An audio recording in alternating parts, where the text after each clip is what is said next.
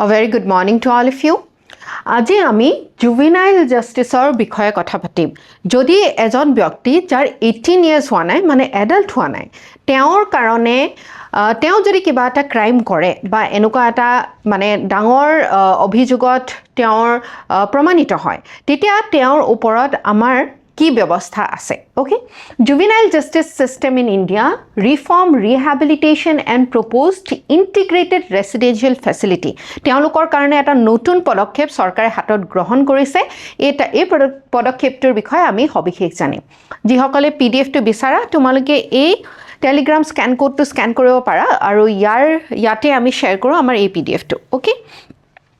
So যিসকল মাইনাৰ্স বা 18 নোহোৱা যিসকল লোক আছে তেওঁলোকে যদি কিবা এটা ক্ৰাইমত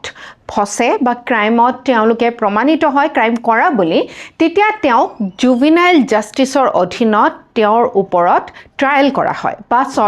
বা আমাৰ কোৰ্টে তেওঁক এজন এডাল্টক যেনে ধৰণে বিচাৰ কৰিব বা এজন প্ৰাপ্তবয়স্ক ব্যক্তিক যেনেকৈ বিচাৰ কৰিব এজন শিশু বা এজন মাইনাৰক তেনে ধৰণে বিচাৰ নকৰে ওকে তাৰ কাৰণবিলাক এইবিলাক যে সেই ব্যক্তিসকলৰ সেই সময়ত ঠিক আছে যদি 18 হোৱা নাই কোনোবা এজন ব্যক্তি সেই সময়ত আমাৰ যিসকল লোক আছে সেইসকলৰ বহুত বেছি মানসিক বিকাশ নহয় মানসিকভাৱে তেওঁ পৰিপক্ক নহয় যিটো কাৰণত তেখেতৰ ব্ৰেইন ডেভেলপমেণ্টটো যিহেতু ইনকমপ্লিট হৈ থাকে এজন জুভেনাইলৰ আৰু তেখেতৰ গ্ৰেটাৰ স্কোপ ফৰ ৰিফৰ্ম মানে আমাৰ যিকোনো পানিশমেণ্ট ন্যায়ালয়ে যেতিয়া এটা ৰায়দান দিয়ে আৰু ৰায়দানৰ পিছত কাৰাদণ্ড দিয়ে বা কিবা এটা শাস্তি দিয়ে সেই শাস্তিৰ অৰ্থ হৈছে যে তেওঁ নিজৰ জীৱনটো কেনেকৈ সংশোধন কৰিব পাৰে আৰু সেই ভুলটোৰ পৰা তেওঁ আকৌ নিজৰ জীৱনটো কেনেকৈ শুধৰাব পাৰে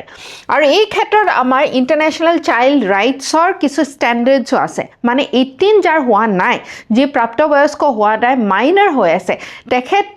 তেনেকুৱা এজন ব্যক্তিয়ে যদি কিবা এটা ক্ৰাইম কৰে তেওঁৰ ওপৰত কেনেধৰণৰ ব্যৱস্থা গ্ৰহণ কৰিব লাগে তাৰ কাৰণে আন্তঃৰাষ্ট্ৰীয় পৰ্যায়ত আমাৰ বিশেষ কিছুমান পদক্ষেপ লোৱাৰ কাৰণে আমাৰ কিছু কনভেনশ্যন আছে ঠিক আছে তেওঁলোকক আমাৰ এজন প্ৰাপ্তবয়স্কক যেনেকৈ শাস্তি প্ৰদান কৰা হয় তেনেকৈ কিয় শাস্তি প্ৰদান কৰা নহয় কাৰণ তেওঁৰ সিমানটো লেভেলত ব্ৰেইন ডেভেলপমেণ্ট ইত্যাদি নহয় ইমানটো তেওঁ মেচুৰিটি নাথাকে আৰু তেওঁক যদি শিক্ষা ফৰ্মেল স্কুলিং লাৰ্নিং বা শিক্ষাৰ যদি অধিকাৰ বা শিক্ষাৰ সুযোগ দিয়া হয় সেই ব্যক্তিজনে নিজৰ জীৱনটো আকৌ সংশোধন কৰাৰ কিছু হ'লেও তাত সম্ভাৱনা থকা বুলি গণ্য কৰা হয় ঠিক আছে তাৰ কাৰণে স্কিল ডেভেলপমেণ্ট কোৰ্सेस তেওঁৰ কৌশলগত যিখিনি বিকাশ আছে বাকিখিনি তেওঁ কৰিব পাৰে তাৰ কাৰণেও আমাৰ বহু বেলেগ কোৰ্सेस আমাৰ ভাৰত চৰকাৰে প্ৰদান কৰে মেণ্টেল হেল্থ ৱাইজো মানসিকভাৱেও তেওঁলোকক সাইকোলজিষ্টৰ ওচৰত কাউন্সেলিং দিয়া হয় ট্ৰমা কেয়াৰ লোৱা হয় সোশ্যাল ৰিইন্টিগ্ৰেশ্যন ফ্যামিলি কাউন্সেলিং দিয়া হয় পৰিয়ালৰ ফালৰ পৰাও কাউন্সেলিঙৰ ব্যৱস্থা কৰা হয় আৰু নতুন এমপ্লয়মেণ্ট নতুনকৈ জীৱনটো আকৌ আৰম্ভ কৰাৰ কাৰণে এটা সুযোগ প্ৰদান কৰা হয় জুভেনাইল জাষ্টিছ বা এজন মাইনাৰ 18 বছৰৰ তলৰ যদি এজন ব্যক্তিয়ে ক্ৰাইম কৰিছে তেওঁৰ কাৰণে বিশেষ ব্যৱস্থাটো আমি বিশেষভাৱে দেখিবলৈ পাইছিলোঁ নিৰ্ভয়া কাণ্ডত আৰু এই নিৰ্ভয়া কাণ্ডত আমি দেখিছিলোঁ যে এজন মাইনাৰে বহুত বেছি এটা হিনিয়াছ ক্ৰাইম বহুত বেয়া এটা মানে ক্ৰাইম তেওঁ কৰিছিলে আৰু সেই কাৰণে আমাৰ নতুনকৈ তাৰ পিছত জুভেনাইল জাষ্টিছ আইন 2015 খন গঠন কৰা হ'ল ঠিক আছে জুভেনাইল জাষ্টিছ আইন যিখন আমাৰ 2015ত আহিলে ইয়াত কি কোৱা হৈছে যে অবজেক্টিভটো হৈছে ইয়াৰ উদ্দেশ্যটো হৈছে যে যিসকল মাইনাৰ যে ক্ৰাইম বা ক্ৰিমিনেল অফেন্সত লিপ্ত হৈছে তেওঁৰ কাৰণে কিছু হ'লেও কেয়াৰ প্ৰটেকশ্যন ৰিহেবিলিটেশ্যন সোশ্যাল ৰিইন্টিগ্ৰেশ্যনৰ কাৰণে ব্যৱস্থা গ্ৰহণ কৰা হ'ব এজন প্ৰাপ্তবয়স্কৰ দৰে তেওঁক মানে তেওঁৰ ওপৰত শাস্তি প্ৰদান কৰা নহ'ব তেওঁ সুযোগ দিয়া হ'ব নিজৰ জীৱনটো সংশোধন কৰাৰ কাৰণে আৰু নতুনকৈ জীৱনটো আৰম্ভ কৰাৰ কাৰণে নিজৰ যিখিনি ভুল আছিলে সেই ভুলবিলাক শুধৰণি কৰিবৰ কাৰণে আৰু ইয়াৰ গাইডিং প্ৰিন্সিপলটো হৈছে ৰিফৰ্মেটিভ জাষ্টিছ অভাৰ ৰেট্ৰিবিউটিভ জাষ্টিছ শাস্তিতকৈ বেছি সংশোধনৰ ওপৰত বেছি গুৰুত্ব প্ৰদান কৰা হৈছে আৰু ইয়াত আমাৰ বিশেষভাৱে কনষ্টিটিউশ্যন সংবিধানতো এই কথা উল্লেখ কৰিছে যে আৰ্টিকল 15ত আমাৰ অনুচ্ছেদ 15ত এইটো কথা কৈছে যে no discrimination amongst people of different caste, religion, place of birth বা আমি য'তেই জন্মগ্ৰহণ নকৰোঁ কিয় আমাৰ যি লিংগ নহওক কিয় আমাৰ মাজত কোনো ধৰণৰ বৈষম্য থাকিব নোৱাৰিব এই কথা আমাৰ সংবিধানে কৈছে তেনেহ'লে অনুচ্ছেদ 15(3) কি কৈছে অনুচ্ছেদ 15(3) চিলড্ৰেন বা শিশুসকলৰ কাৰণে কৈছে যে চৰকাৰে তেওঁলোকৰ শিশুসকলৰ কাৰণে যদি কিবা এটা এক্সট্ৰা কৰে তাক কিন্তু বৈষম্য বুলি ধৰি লোৱা নহ'ব কাৰণ শিশুসকল হৈছে ভালনাৰেবল দুৰ্বল আৰু তেওঁলোকৰ কাৰণে বিশেষ যদি কিবা মানে আমাৰ চৰকাৰে কৰে তাক ডিসক্ৰিমিনেশ্যনৰ কেটেগৰীত পেলোৱাব পৰা নাযাব আৰ্টিকল 21ত কৈছে right to life and to right to live with dignity আমি সকলোৱে মৰ্যাদা সহ আমাৰ জীৱনটো আগবঢ়াই লৈ যোৱাৰ অধিকাৰ আছে আৰ্টিকল 39 ই আৰু এফত আমাৰ DPSP directive principle of state পলিচিত প্ৰটেকশ্যন অফ চাইল্ডহুডৰ কথা কৈছে আৰ্টিকল 45ত আৰ্লি চাইল্ডহুড কেয়াৰৰ কথা কৈছে আৰু এইখিনি গোটেইখিনি যিখিনি আমাৰ সংবিধানৰ প্ৰিন্সিপলছ আছে আদৰ্শ আছে ইয়াৰ অনুসৰি আমাৰ জুভিনাইল জাষ্টিছ Act 2015 অনা হৈছিলে যাতে যিসকল শিশু আছে বা আণ্ডাৰ 18 লোক আছে তেওঁলোকে এই প্ৰটেকশ্যনৰ অধীনত এই সুৰক্ষাখিনি পায় কাৰণ a child in conflict with ল এজন যদি শিশুৱে আইন উলংঘা কৰিছে তেওঁক কোৱা হয় a child in conflict with law is a person below 18 18 বছৰ তলৰ আৰু তেওঁৰ কিছু এই যদি অফেন্স বিলাক কৰে বা এই ধৰণৰ তেওঁ মানে বেয়া কুকৰ্ম কিছুমান কৰে তাৰ কাৰণে যি পানিশমেন্ট এজন প্ৰাপ্তবয়স্কই পাব সেই প্ৰাপ্তবয়স্কৰ তুলনাত তেওঁক অলপ বেলেগ ধৰণে চোৱা হ'ব আৰু তাৰ কাৰণে আমাৰ চৰকাৰে এতিয়া প্ৰপ'জ কৰিছে দিল্লী চৰকাৰে প্ৰপ'জ কৰিছে 8 একৰৰ এটা integrated residential facility for children in conflict with law এই সকল জুভিনাইলছ বা এই সকল আণ্ডাৰ 18 লোক যিসকলে কিবা আইন উলংঘা কৰিছে তেওঁলোকক সংশোধন কৰিবৰ কাৰণে এটা সুযোগ দিবৰ কাৰণে এটা কেম্পাছ এতিয়া বনোৱা হৈছে দিল্লীত আৰু এই কেম্পাছত 700 শিশু একেলগে থাকিব পাৰিব তেওঁলোকক দিয়া হ'ব শিক্ষা স্কিল ডেভেলপমেন্টৰ কোৰ্सेस মেণ্টেল কাউন্সেলিং দিয়া হ'ব আমাৰ মনোবিজ্ঞানী বা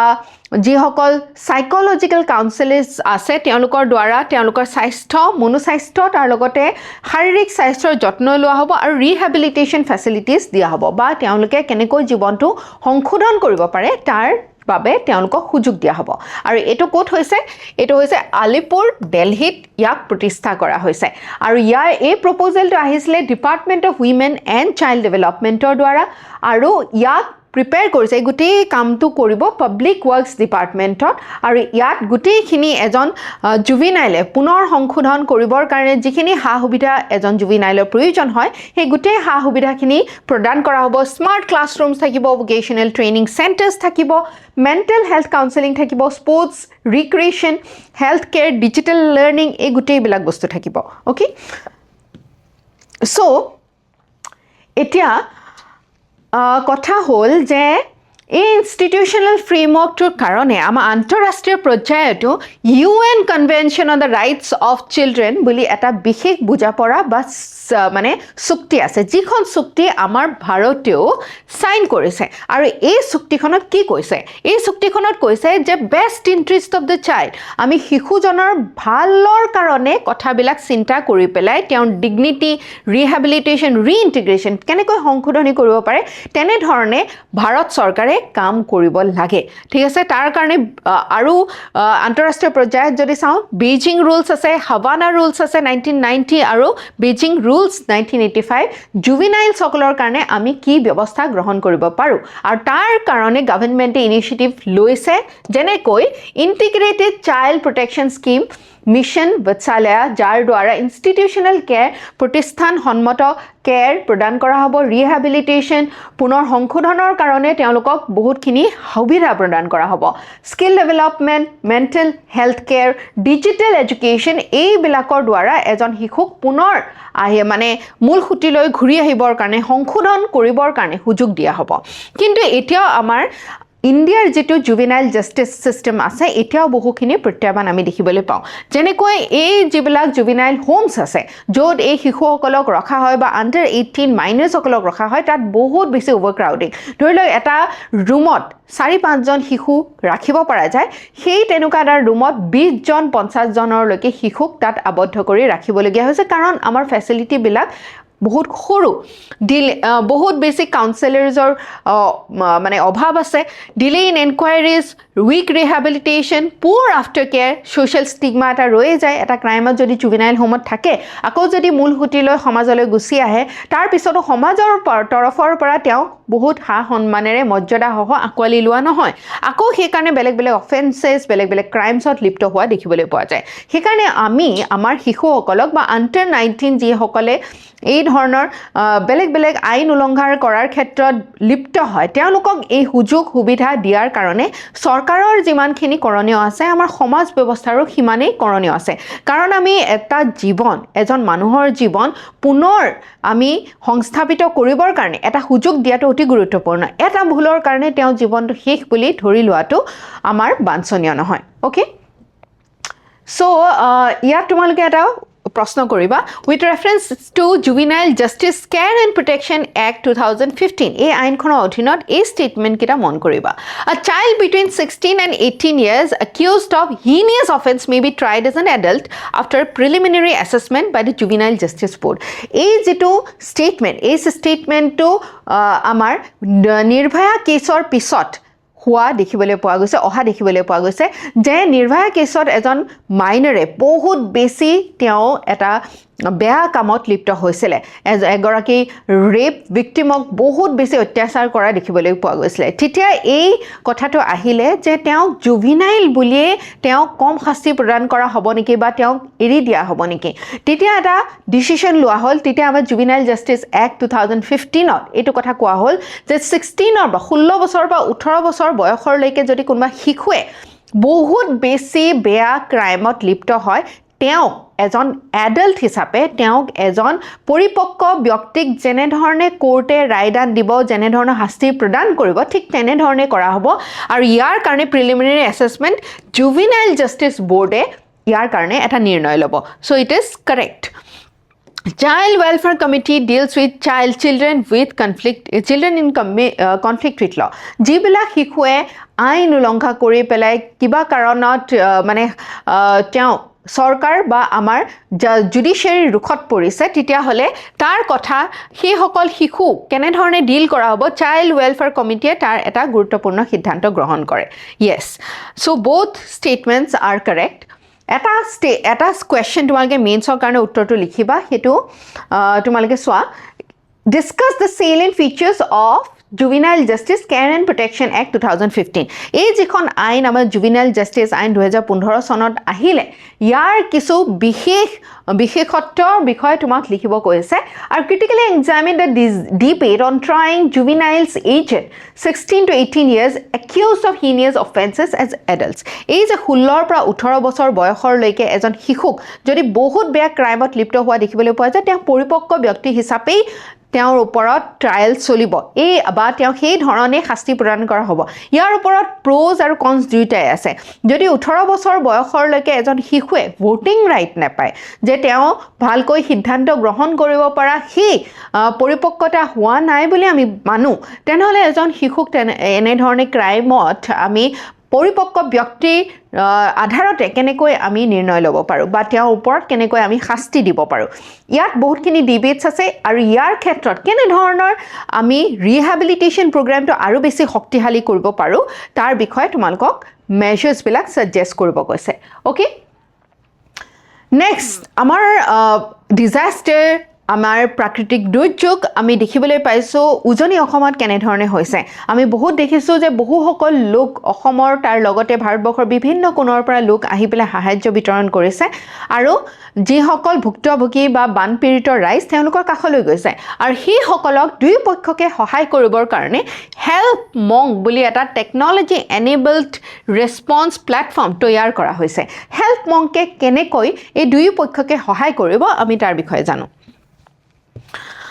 So help monk to কি হয় এটো এটা মোবাইল এপ হয় আৰু ইয়াক কোনে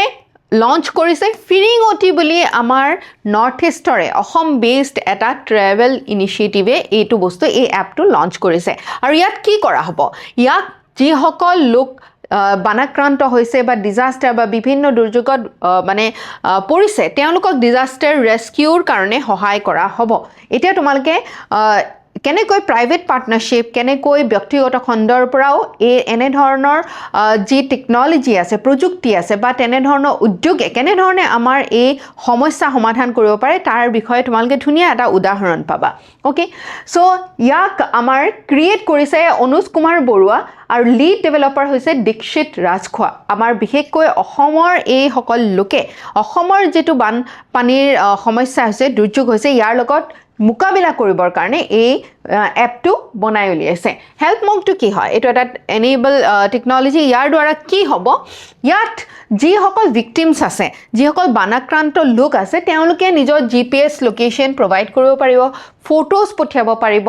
কেনেকৈ এমাৰ্জেঞ্চি তেওঁলোকে বৰ্তমান ভুগি আছে সেই কথা উল্লেখ কৰিব পাৰিব আৰু তেওঁলোকক কি প্ৰয়োজন হৈছে সেই কথা হেল্প মংকৰ জৰিয়তে উল্লেখ কৰিব পাৰিব আৰু এই প্লেটফৰ্মৰ দ্বাৰা যিসকল সাহায্য বিতৰণ কৰিবলৈ ভলিউণ্টিয়াৰ কৰিছে বা তেওঁলোকৰ কাষ চাপি পেলাই সহায় কৰিবলৈ আগবাঢ়িছে তেওঁলোকৰ লগত সংযোগ কৰিব ৰেস্কিউ টিমছ যেনেকৈ SDRF NDRF এইসমূহ লোকৰ লগত সংযোগ কৰাব NGOছৰ লগত ডিষ্ট্ৰিক্ট এডমিনিষ্ট্ৰেশ্যনৰ লগত ডোনাৰ্ছৰ লগত মানে দুয়ো পক্ষকে এটা প্লেটফৰ্ম দিয়া হৈছে য'ত তেওঁলোকে এই ব্যৱস্থাপনাৰ দ্বাৰা এই সমস্যাটোৰ পৰা ওলাই আহিব পাৰে অ'কে চ' ডিজাষ্টাৰ মেনেজমেণ্টৰ কাৰণে এই ধৰণৰ মানে এটা ইনিচিয়েটিভ বা এটা ক্ৰিয়েটিভ বস্তু আমাৰ কাৰণে বহুত গুৰুত্বপূৰ্ণ কাৰণ ই এটা ডাঙৰ সমস্যা আমাৰ কাৰণে সমাধান কৰে ভলিউণ্টিয়াৰ্ছসকলে যদিও ইচ্ছা কৰে কাক গৈ পেলাই সেই সাহায্যটো দিব নাজানে বহু সময়ত যি ভিক্টিম আছে সেই ভিক্টিমেও নাজানে যে এই সমস্যাটো য'ত তেওঁ ভুগি আছে তেওঁ কাক জনাব কেনেকৈ তেওঁ সেই দুৰ্যোগৰ পৰা ওলাই আহিব কেনেকৈ সাহায্য পাব এই দুই পক্ষকে সহায় কৰিবৰ কাৰণে এইটো এটা বহুত ধুনীয়া প্লেটফৰ্ম আমাৰ কাৰণে এতিয়া আমাৰ এই অসম সন্তানে উলিয়াই দিছে ঠিক আছে আৰু ডিজাষ্টাৰৰ লগত মোকাবিলা কৰিবৰ কাৰণে আমাৰ এখন আইন আছে এই আইনখন হৈছে ডিজাষ্টাৰ মেনেজমেণ্ট আইন 2005 আৰু এই ডিজাষ্টাৰ মেনেজমেণ্টৰ আইনৰ মানে দুৰ্যোগ ব্যৱস্থাপনাটোৰ লগত জড়িত এই আইনখন আমাৰ 2005 চনত আহিছিলে আৰু ইয়াৰ অধীনতে আমাৰ এষ্টাব্লিছ হৈছিলে প্ৰতিষ্ঠা কৰা হৈছিলে NDMA SDMA DDMA NDRF ইত্যাদি যিসমূহ প্ৰতিষ্ঠান এতিয়া ওতঃপ্ৰোতভাৱে আমাৰ দুৰ্যোগ সমস্যাটোৰ লগত যুঁজিবৰ কাৰণে প্ৰত্যাহ্বানটোৰ লগত যুঁজিবৰ কাৰণে আগবাঢ়ি আহিছে আৰু এই প্ৰিন্সিপল কিটা হ'ল ইয়াৰ প্ৰিন্সিপলছ কিটা হৈছে প্ৰিভেনশ্যন আমি আগতীয়াকৈ কি ব্যৱস্থাপনা গ্ৰহণ কৰিব পাৰোঁ প্ৰিপেয়াৰনেছ কিমান প্ৰিপেয়াৰ্ড আমি এই দুৰ্যোগৰ লগত মোকাবিলা কৰিবৰ কাৰণে মিটিগেশ্যন কেনেকৈ দুৰ্যোগটো কমাব পৰা যায় কেনেকৈ ৰেছপন্স উলিয়াব পৰা যায় ঠিক আছে কেনেকৈ ৰিকভাৰী পিছত যদি এই দুৰ্যোগ হয় তাৰ পিছত কেনেকৈ আমি ৰিকভাৰ কৰিব পাৰোঁ অ'কে চ' এইটো আমাৰ অসমৰ কাৰণে এটা বহুত ডাঙৰ উদ্ভাৱন আৰু ইয়াৰ লগত জড়িত তোমালোকৰ এটা প্ৰশ্ন তোমালোকে কৰিবা with reference to NDMA consider the following statement NDMA is headed by PM হয়নে Yes, NDMA National Disaster Management Authority যাক প্ৰতিষ্ঠা কৰা হৈছিলে National Disaster Management যিখন আইন আছে 2005 এই যিটো অথৰিটি হয় ইয়াৰ মেইন হেড হয় প্ৰাইম মিনিষ্টাৰজন আমাৰ যাৰ তত্ত্বাৱধানত এই গোটেই প্ৰতিষ্ঠানটো কাম কৰে NDMA was constituted under Disaster Management Act 2005 Yes, NDMA অথৰিটিটো আমাৰ এই আইনখনৰ অধীনত বিধিগতভাৱে স্থাপন কৰা হৈছিলে so both 1 and 2 are correct মেইনছৰ এটা প্ৰশ্ন তোমালোকে কৰিবা technology has emerged as a force multiplier in disaster management কেনেকৈ এই দুৰ্যোগৰ লগত আমি মোকাবিলা কৰিবৰ কাৰণে ই সহায় কৰে টেকন'লজি বা নতুন প্ৰযুক্তিয়ে সেই কথা উল্লেখ কৰি আমাৰ বেলেগ বেলেগ ডিজিটেল প্লেটফৰ্মছবিলাক যেনেকৈ GIS ছেটেলাইট টেকন'লজি কমিউনিটি পাৰ্টিচিপেশ্যনে কেনেকৈ সহায় কৰিছে ইন ইম্প্ৰুভিং ডিজাষ্টাৰ প্ৰিপেয়াৰ্ডনেছ ডিজাষ্টাৰৰ লগত যুঁজিবৰ কাৰণে আগতীয়াকৈ আমি প্ৰস্তুত হ'বৰ কাৰণে response and recovery in India okay so' এটা ধুনীয়াকৈ তোমালোকে ইয়াৰ ওপৰত উত্তৰটো লিখিবা ডিজাষ্টাৰৰ লগত আমি আকৌ এতিয়া এইটো মানে টপিক আলোচনা কৰিম যে নাগালেণ্ডতো ফ্লাড হৈছে আৰু দিখৌ নদীখনৰ বেচিনটো যিটো আমাৰ ডাঙৰ বেচিন আছে তাক কেনেকৈ মেনেজ কৰিব পৰা যায় আৰু ইণ্টাৰ ষ্টেট ডিজাষ্টাৰ গভৰ্নেন্স কেনেকৈ আনিব পৰা যায় ইণ্টাৰ ষ্টেট মানে দুখন এতিয়া আমি নাগালেণ্ড আৰু অসম একেই ধৰণে বান আক্ৰান্ত হৈছে এই দুইখন ৰাজ্যৰ মাজত কেনেকৈ আমি সুসম্পৰ্ক গঢ়ি কোঅৰ্ডিনেশ্যন সহযোগিতাৰে এই সমস্যা নিৰ্মূল কৰিব পাৰোঁ তাৰ ওপৰত আমি আজি ডিছকাছ কৰিম ঠিক আছে সো এই যে ফ্লাড হ'ল আমাৰ উজনি অসমৰ শিৱসাগৰ চৰাইদেউ যোৰহাট ইত্যাদি জিলাসমূহত এই ডিভাষ্টেটিং ফ্লাডছ লেণ্ডশ্লাইডছ প্ৰথমতে হৈছিলে এই কাৰণ প্ৰথমতে হৈছিলে মন ডিষ্ট্ৰিক্টত অতিমাত্ৰা বৰষুণ পৰাৰ কাৰণে আৰু নাগালেণ্ডত এই যেতিয়া মানে লেণ্ডশ্লাইড বা এই বানটো হোৱাৰ লগে লগে সেইখিনি ধাৰে আমাৰ তলৰ উজনিৰ যিসমূহ মানে ডিষ্ট্ৰিক্টছ আছে তালৈকে গুচি আহিলে আৰু ইয়াতে মেইন যিখন নদী আছে সেই নদীখন হৈছে দিখৌ নদী আৰু দিখৌ নদী তাৰ লগতে দিখৌৰ উপনৈসমূহ ফেনে ফুটুকাৰে ভৰি পৰিলে ফ্লাডছ এইখনৰ পৰা আমাৰ এই ফ'কাছটো আমাৰ এতিয়া শ্বিফ্ট হ'ল ডিজাষ্টাৰ ৰেছপন্সৰ পৰা ইণ্টিগ্ৰেটেড ৰিভাৰ মেনেজমেণ্ট মানে কেৱল ডিজাষ্টাৰটোৰ লগত আমি কেনেকৈ মোকাবিলা কৰিম সেইটোৰ পৰা আঁতৰি আহি এতিয়া আমি আমাৰ পৰিসৰটো অলপমান বঢ়াই এই গোটেই ৰিভাৰ বেচিনটো আমি কেনেকৈ ভালদৰে মেনেজ কৰিব পাৰোঁ ভালদৰে আমি ইয়াৰ ওপৰত ব্যৱস্থা গ্ৰহণ কৰিব পাৰোঁ তাৰ ওপৰত আমি ফ'কাছ কৰিব লাগিব কাৰণ আমাৰ এই ফ্লাডটো আজিৰ নহয় কাইলৈও আকৌ হ'ব পাৰে আৰু নেক্সট ইয়েৰো হ'ব পাৰে এই দুৰ্যোগটোৰ লগত আমি যদি যুঁজিব লাগিব তেনেহ'লে তাৰ গুৰিলৈকে গৈ ইয়াৰ গুৰিটো বুজি পাব লাগিব ওকে সো হেভি ৰেইনফলৰ কথা আমি সকলোৱে জানো আৰু ইয়াত আমি ডিজাষ্টাৰৰ ক্ষেত্ৰত আমি বেচিন মেনেজমেণ্ট প্লেনিংটো আমাৰ অসম চৰকাৰ তাৰ লগতে নাগালেণ্ড চৰকাৰে একেলগে মিলি আৰু কেন্দ্ৰীয় চৰকাৰৰ সহযোগত এই কামখিনি কৰিব লাগিব দিখৌ নৈ বিষয়ে আমি কেইটামান কথা জানি থওঁ যে দিখৌ নৈখন হৈছে ব্ৰহ্মপুত্ৰৰ এখন উপনৈ আৰু ইয়াৰ অৰিজিন ইয়াৰ উৎস হৈছে নাগালেণ্ডত ওকে আৰু ই মন ডিষ্ট্ৰিক্টৰ হৈ পেলাই শিৱসাগৰ ডিষ্ট্ৰিক্টৰে বৈ আহে আৰু এই নদীখন অতি গুৰুত্বপূৰ্ণ আমাৰ কৃষিভিত্তিক যিসকল মানে আমাৰ কাৰ্যকলাপ আছে কৃষিৰ লগত আমাৰ ইৰিগেশ্যনৰ লগত ওতঃপ্ৰোতভাৱে জড়িত ই আমাৰ কাৰণে পলস কঢ়িয়াই লৈ আনে পানী দিয়ে ঠিক আছে ফিচাৰিজৰ কাৰণে ই এটা চ'ৰ্চ হৈ পৰে আৰু ফ্লাড প্লেইন ইক'লজি গোটেই এইখিনি প্ৰাকৃতিকভাৱে আমাৰ গোটেই ইক'লজিটো যদি চাওঁ তেনেহ'লে ই এটা বহুত ডাঙৰ আমাৰ কাৰণে চ'ৰ্চ হয় Why did the disaster become so severe? এতিয়া এই ডিজাষ্টাৰটো ইমান বেছি সিভিয়াৰ কেনেকৈ হ'ল এটাতো কোনোদিনে বান নহয় আৰু এবাৰ যেতিয়া বান হ'ল গোটেইখন ধুৱাই কিয় গ'ল ইয়াৰ আঁৰত থকা বহুখিনি কথা আমি চিন্তা কৰিব লাগিব এইটো এটা সাধাৰণ প্ৰাকৃতিক দুৰ্যোগ নহয় ইয়াৰ আঁৰত বহুখিনি কথা আছে আৰু সামগ্ৰিকভাৱে আমি যদি এইখিনি কথাৰ ওপৰত গুৰুত্ব আৰোপ নকৰোঁ যদি আমি আওকাণ কৰোঁ সমাজ হিচাপেও যদি আমাৰ ওচৰতে যদি কিবা কুকৰ্ম হৈ আছে তাৰ প্ৰতি যদি আমি অৱহেলা কৰোঁ আমি যদি তাৰ প্ৰতি সচেতন নহওঁ কাইলৈ এনেধৰণৰ বান আমাৰ গোটেই অসমত প্ৰায় বহুখিনি জিলাত হ'ব বুলি মই নিশ্চিত সেইকাৰণে বৰ্তমান সময়ত আমি সজাগ হ'ব লাগিব সচেতন হ'ব লাগিব আমি ওচৰে পাজৰে আমাৰ কি চলি আছে তাৰ প্ৰতি আমি লক্ষ্য ৰাখিব লাগিব যদি খনন চলি আছে সেই খনন বৈধ অবৈধ কি হয় কি চলি আছে কোনবিলাক মানুহ জড়িত হৈ আছে তাৰ প্ৰতি লক্ষ্য ৰাখিব লাগিব আৰু ইয়াৰ কিছুমান নেচাৰেল ফেক্টৰিজ আছে কিছুমান ম্যান মেড ফেক্টৰিজ আছে প্ৰাকৃতিকভাৱে কিছুমান কাৰণ নথকা নহয় প্ৰাকৃতিকভাৱে থকা কাৰণটো হৈছে সেই সময় বহুত বেছি বৰষুণ দিলে আৰু যেহেতু আমি জানো পাহাৰীয়া অঞ্চলবিলাকত স্লোপবিলাক বহুত ষ্টিপ মানে বহুত বেছি ঢলটো মানে বহুত বেছি মানে ষ্টিপ হয় বহুত বেছি এই যেটো এঙ্গল হয় এটো বহুত বেছি ষ্টিপ হয় আৰু তাৰ লগতে ফ্ৰেজাইল জিঅলজি আমাৰ যিবিলাক পাহাৰ পৰ্বত আছে বহুত ইয়াং হয় আৰু ইয়াং পাহাৰ পৰ্বতবিলাকৰ যেটো মাটি বহুত মানে বাহিল বালিবিলাক বৰ সোনকালে খহি আহে তাৰো এটা কাৰণ এইবিলাক হৈছে প্ৰাকৃতিক কাৰণ কিন্তু একে লগতে তাত যিবিলাক আমাৰ পাহাৰ ধ্বংস কৰা যিবিলাক কাৰ্য চলি আছিল তাৰ লগতে তাত ডিফৰেষ্টেশ্যন গছ কাটা কাৰ্য যি চলি আছিল কাঠৰ কাৰণে কাঠ অবৈধ কাঠ ব্যৱসায়ী হয়তো ইয়াত জড়িত হৈ থাকিব পাৰে মাইনিং এক্টিভিটিজ অবৈধভাৱে যদি কাটাত বালি খনন চলি আছিল মাটি খনন চলি আছিল পাথৰ কোৱাৰিং চলি আছিল বা আৰু শুনিবলৈ বহুত পোৱা গৈছে যে নাগালেণ্ডত থকা কোল বা কয়লাৰ অবৈধ খননো হয়তো চলি আছিল ঠিক আছে আৰু আনপ্ল্যান্ড সেটেলমেন্ট যদি আমি নৈপৰীয়া যিসকল লোক আছে তেওঁলোকে য'ত